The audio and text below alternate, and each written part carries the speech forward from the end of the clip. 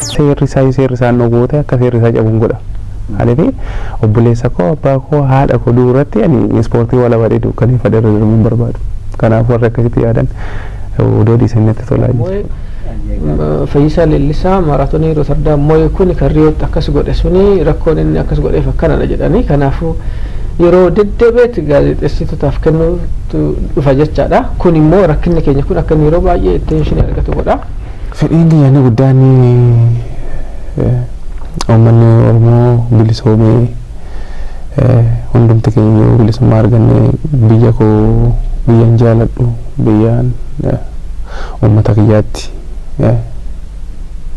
fedhiin achitti deebi'uudha inni guddaan fedhiin kiyya. Fayyisaa Leellisaa tokkicha qixxeekumaa leenca goosiin jedhaa ati leencuma dhugumaa tokkicha qixxeekumaa.